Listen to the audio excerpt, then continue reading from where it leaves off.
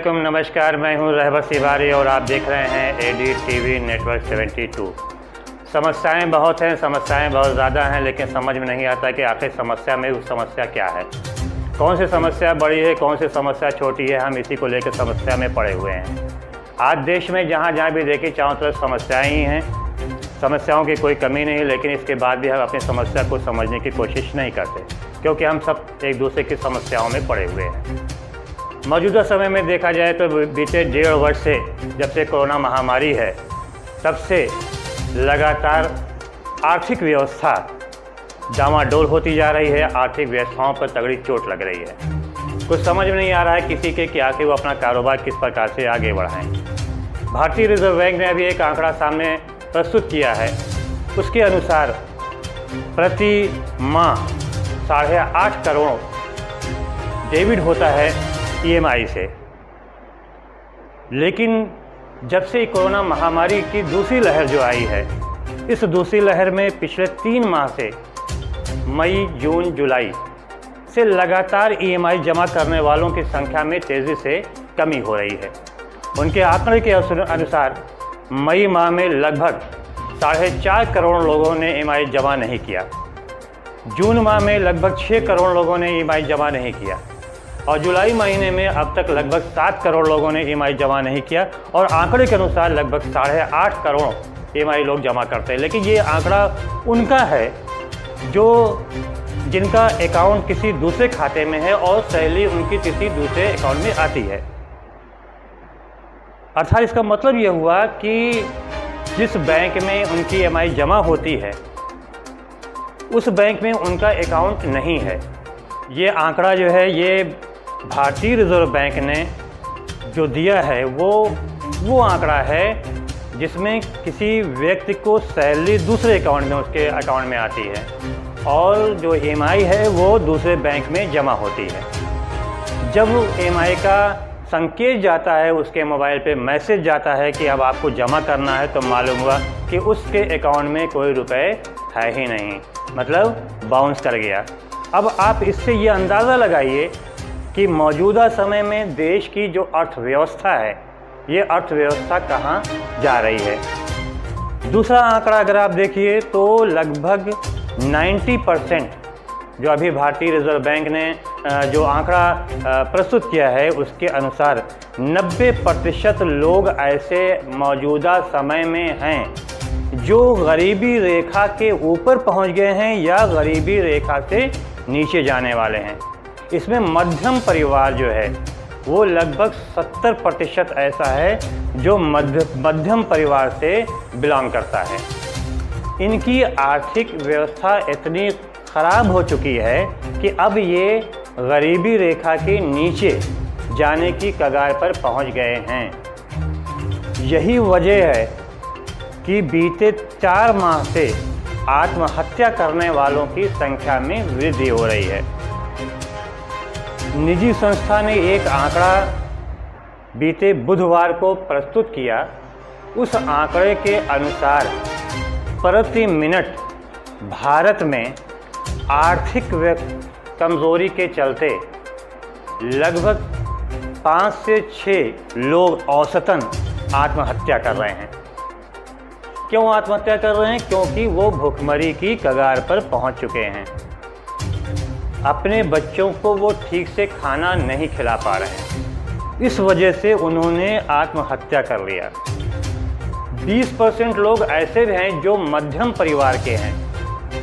उन्होंने जब भुखमरी से अपने बच्चों को बचाने के लिए वो अपना प्रांत छोड़कर दूसरे प्रांत में जाकर भीख मांगने को मजबूर हो रहे हैं। वो भीख मांग रहे हैं और भीख मांगकर अपने बच्चों का पालन पोषण कर रहे हैं। अब यहाँ पे सवाल ये आता है कि क्या ये समस्याएं देश की सबसे बड़ी नहीं हैं?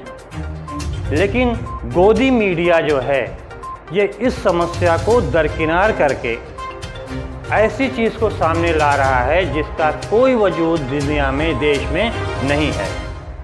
सबसे बड़ी बहस इस वक्त ये हो रही है कि आखिर उसका धर्मांतरण क्यों हुआ। धर्मांतरण को लेकर ये गोदी मीडिया प्रतिदिन डिबेट करा रही है अभी बीते दिनों ही मुख्यमंत्री योगी आदित्यनाथ ने एक नया शिगुफा छोड़ दिया, एक नई बहस शुरू कर दिया।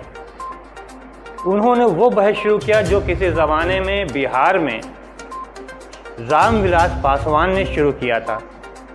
योगी जी ने कहा कि उत्तर प्रदेश में मुख्यमंत्री के तौर पर असदुद्दीन ओवैसी को सामने लाया जा रहा है, अर्थात अगर हम एकजुट नहीं हुए तो आने वाले वक्त में मुख्यमंत्री मुसलमान होगा।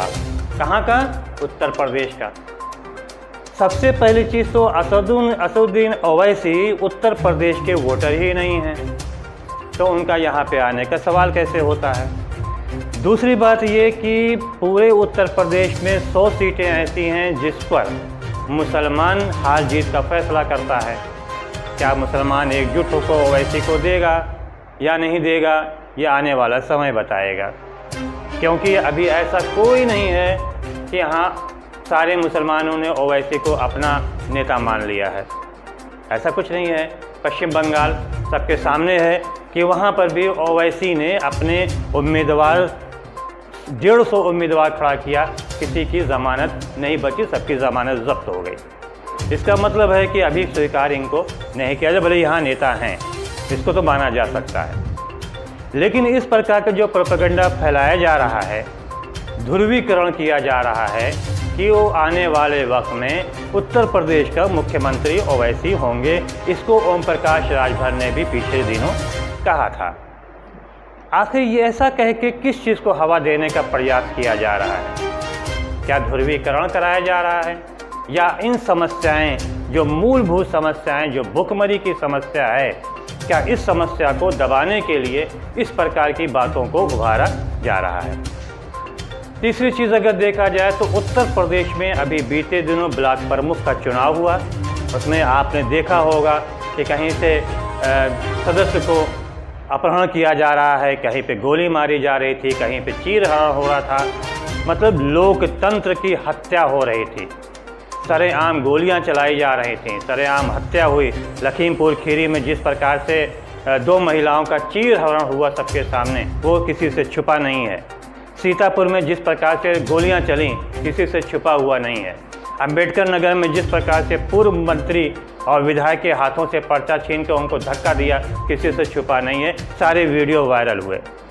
क्या इस प्रकार की जो अराजकता फैली उत्तर प्रदेश में, जो दावा किया जाता है, बढ़ चढ़ कर दावा किया जाता है कि उत्तर प्रदेश में राम राज है, कानून का राज है, जो उत्तर प्रदेश में धज्जियाँ उड़ी कानून की, क्या इस कानून की जो धज्जियाँ उड़ी, क्या उनके राम राज के दावे को छुपाने के लिए इस प्रकार का प्रोपेगेंडा तो नहीं फैलाया जा रहा?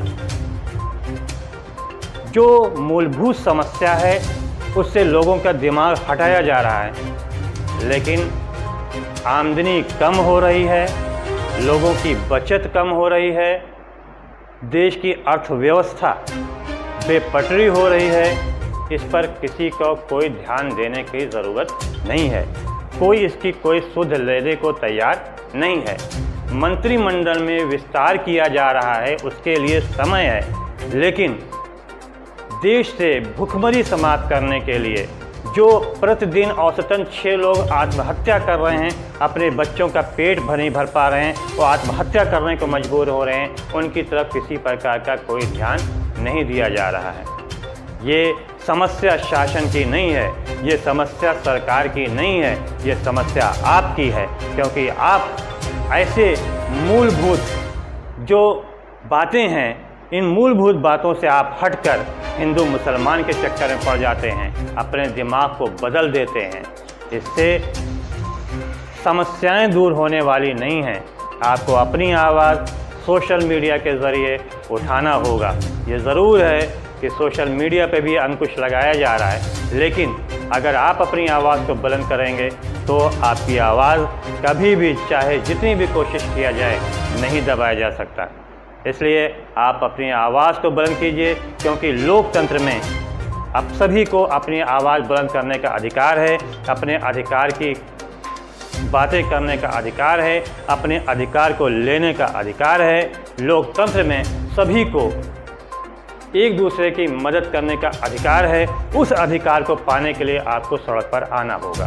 तो दोस्तों, आपसे हमारी ये अपील है कि अगर आपका कोई पड़ोसी भूखा है और आप इस लायक हैं कि आप उसको पेट भर सकें, तो उसको आत्महत्या करने से बचाने और उसको भीख मांगने से बचाने के लिए आप उसकी मदद करें।